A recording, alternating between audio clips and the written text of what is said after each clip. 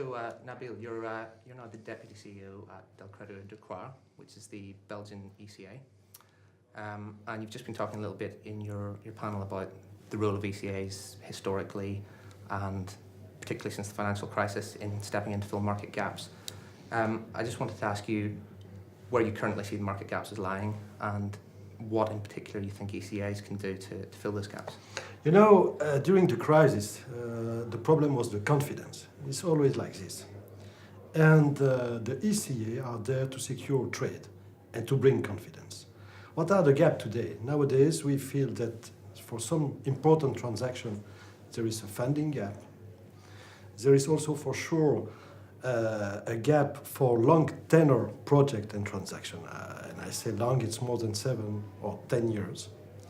And thirdly, we see clearly that for small transaction, there is some reluctance from the financial system and the financial institution to fund this small transaction. It's a question of profitability.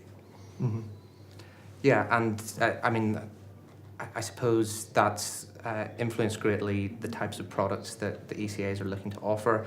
In terms of, I suppose, the whole industry's changed quite considerably in terms of the different roles that different characters are playing. So, in terms of product development, what kind of things are you guys working on? I think that we have been very innovative the last years. Let me take an example. If we speak about important transaction, we are more and more working together with other ECA because the business is different nowadays. That 20 years ago, you have conglomerate and association of various enterprises from various countries.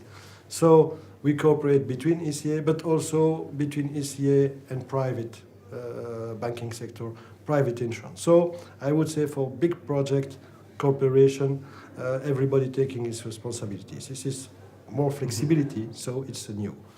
Regarding the long tenor, for sure, long tenor is always the business of ECA because you are backed by the state and you can afford to lend for a long period. But if you are working together with private banking, we can also help them by helping them to refinance those long-term operations. That's what we called the funding export guarantee. This is a new product that has appeared a few years ago. And now regarding the small transaction, as I said, the problem is a problem of profitability. And I see more and more ECA launching specific projects towards SMEs. When I speak of specific project, it means that you need to inform the SMEs and reach them. So special communication campaign, working with Business Federation. It means also to have a simplified product because SMEs have no time to fill in all the document.